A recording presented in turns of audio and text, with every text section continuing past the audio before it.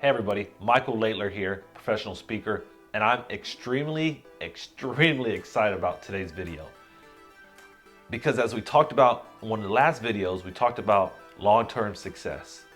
Now we're gonna emphasize six different ways you can stand out for your own career growth. Hit that like and subscribe button. We're not gonna wait any longer. We're gonna jump in the video right now.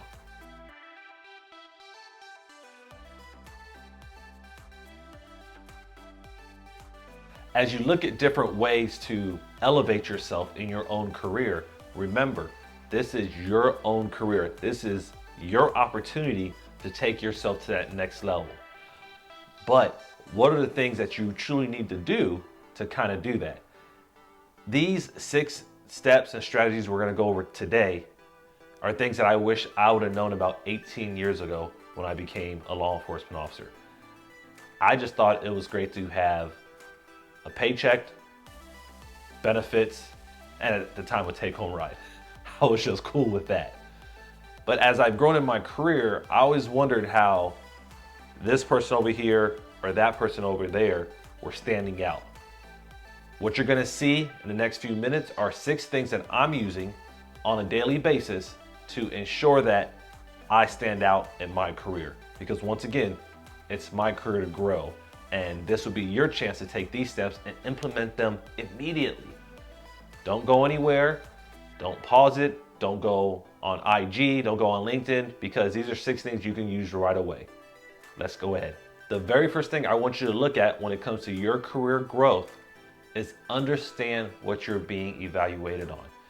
In a lot of our careers, usually around the first of the year or the first time around a fiscal year or whatever your rating period is for your organization that you're in, you're evaluated on some set of standards, especially if you work for an organization. Now, if you're an entrepreneur, that's a little bit different, but for the sake and purpose of this video, let's say you work for an organization. Everybody's evaluated on something, and understanding all those different areas that you can be evaluated on are important, because there's times when we go 9 to 10 months and never receive an initial evaluation. We're not told or instructed on what we're being graded on. But who does that really fall on? Does it fall on the leader, the supervisor, manager, or does it fall on you as the individual? Yes, it falls on both, but since it's your career, it's important to understand what you're being evaluated on. If you don't know what you're being evaluated on right now, this is the time that it's okay to pause the video, go find some documentation or try to figure out who you can talk to. But I really want you to know this important step in your growth.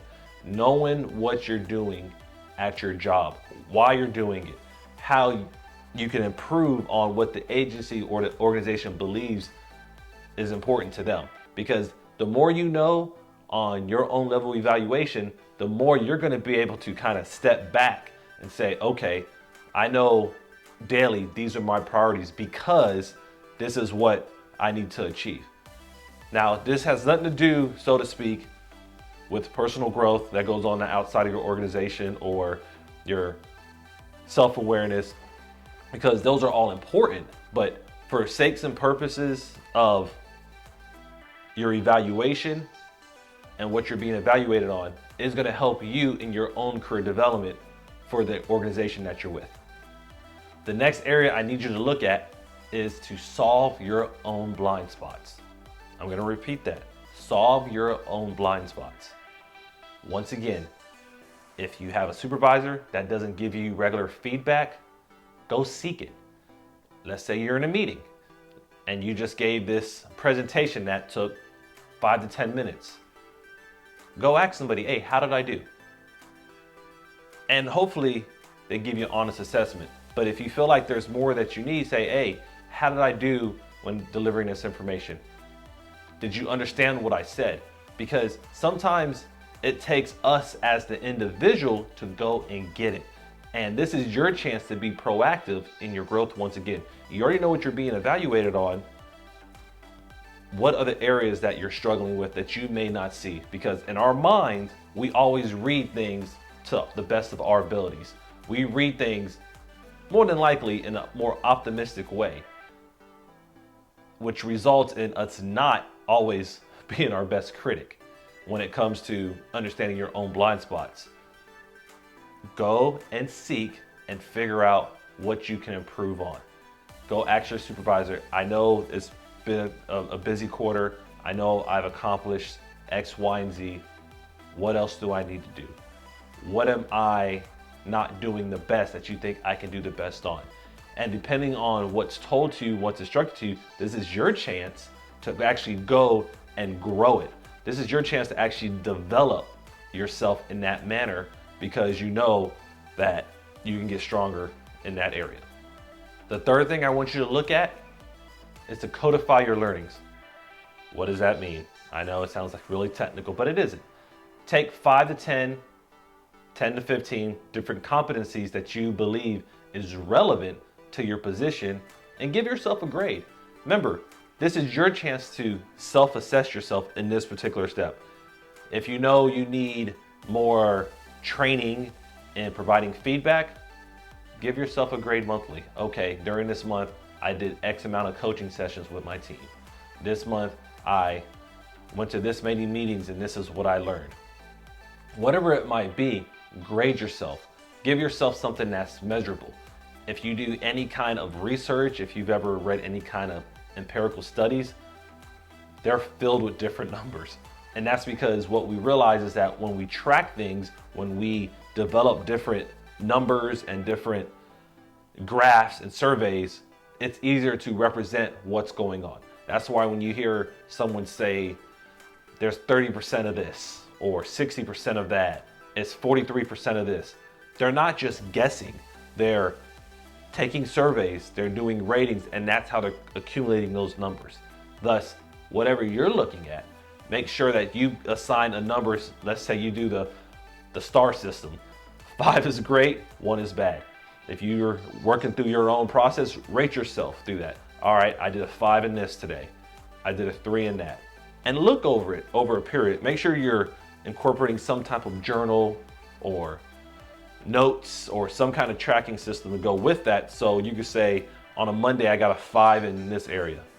On a Wednesday, the same area, I got a 3. Okay, let me see where I can build at. Oh, but the next day I got a 4 and then I got another 5.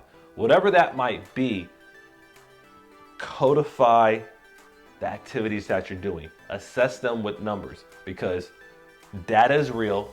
It's not going anywhere. It's what drives a lot of things that we do, but can also drive your own success. If it works for big companies, it can work for you, but it might be something you have to do on your own to really magnify your own growth. The next area you need to focus on is increasing your visibility. Just because you're a hard worker, just because you show up on time every day, just because you're going above and beyond, that doesn't mean that everybody sees your work. Sometimes it takes a little bit of effort to step up and volunteer for a few different initiatives or other activities or collateral duties that the organization is looking for. When it comes time for selections, promotions, identifying people that have done well, if you ever wondered why it's always these group of people, think about the position that they're in. Think about their level of visibility with upper management. You can do the same thing, but you don't want to think that only hard work is going to get you there. When you're thinking about this particular tip and strategy, find ways to be in front of others. It's not being a brown noser. It's not sucking up to the boss. It's displaying what you're good at. It's marketing yourself. In my book, Greatness Beyond the Badge, one of the things I talk about is being visible to executives.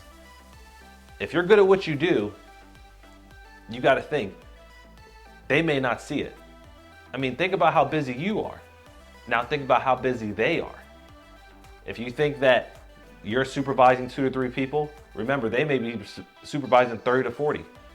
So you have to find your chances, your opportunities of whatever role you're in to get in front of them, to push yourself to be like, okay, this is what I'm doing. Now, if one of your objectives is not to build your career in that area, then you're gonna find yourself working a lot harder for an extended period of time without that recognition.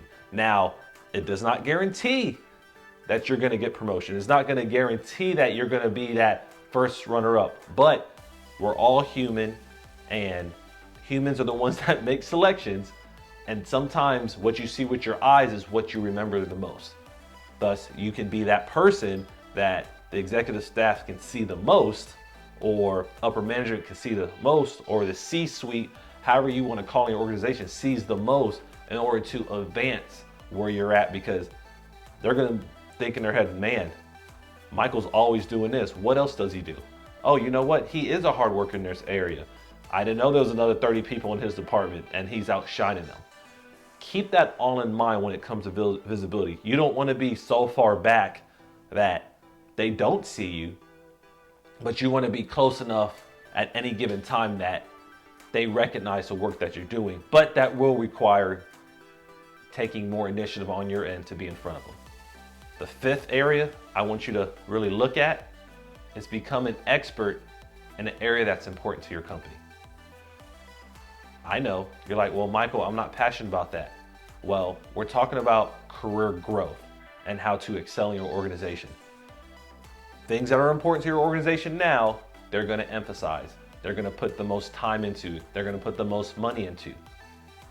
If you want to be the specialist in that area, if you want to once again gain that recognition, become an expert in it.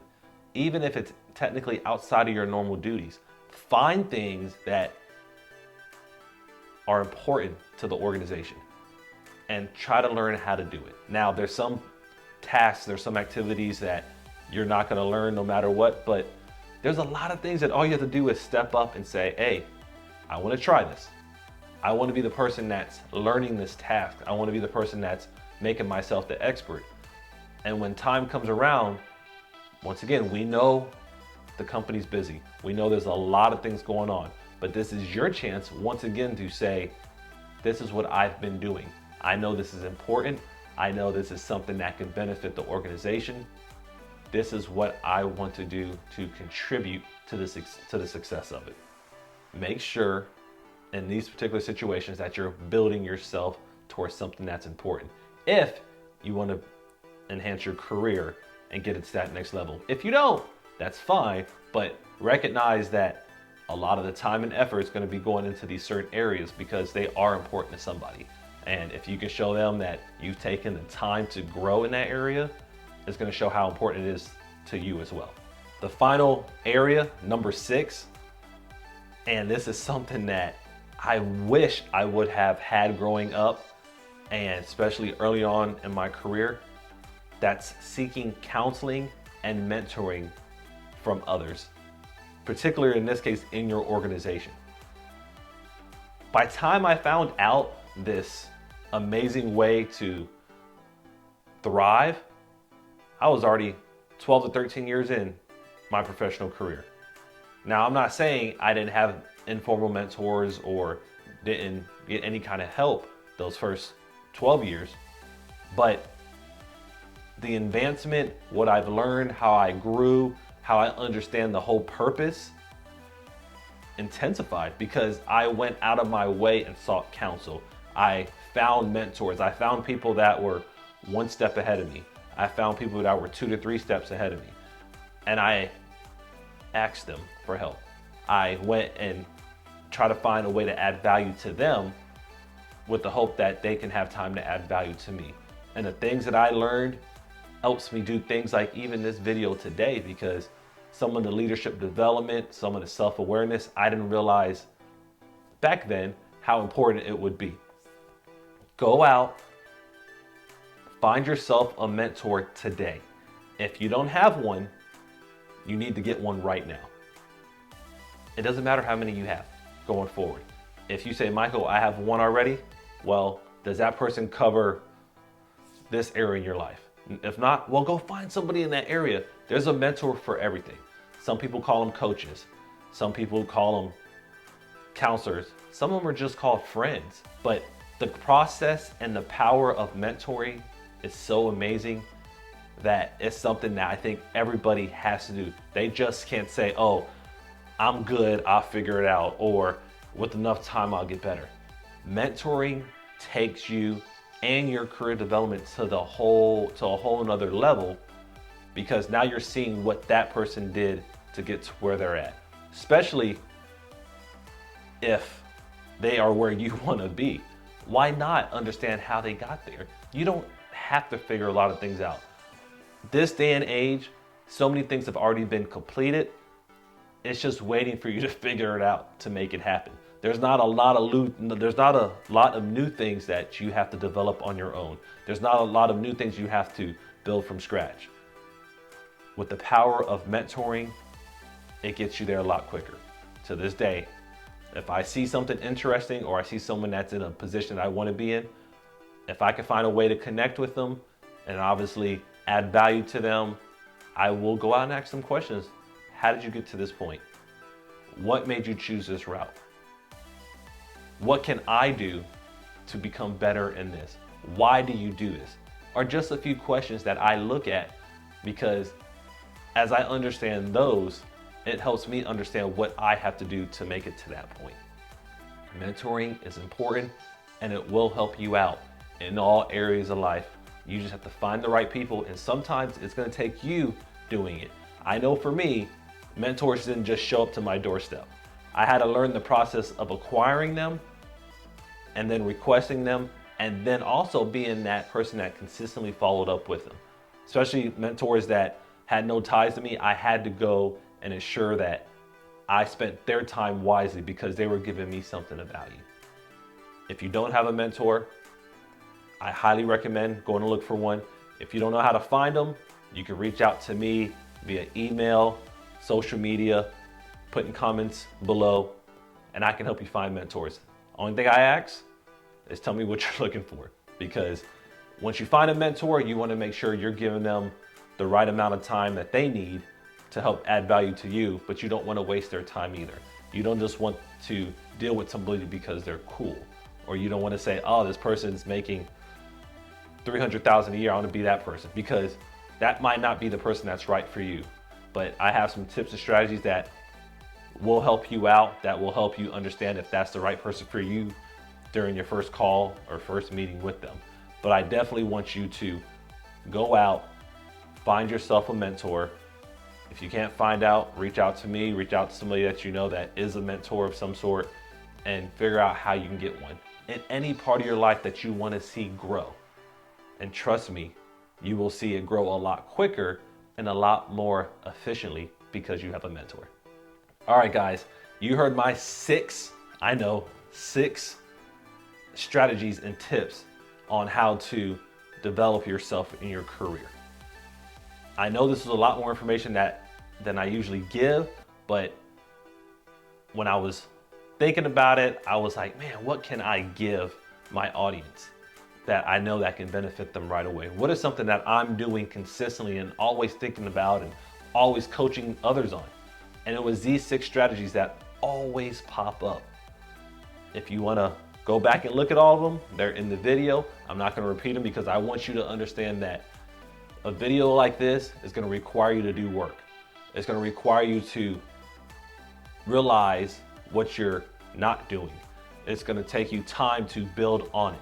But as you implement them, you're going to realize that your career growth is going a lot farther now than it was yesterday. And that's what it's all about. Just giving your best and being better every day. If you haven't had the chance, leave a comment below, hit that like button, subscribe, share this video with anyone that you believe can benefit and grow and develop their career. Thank you.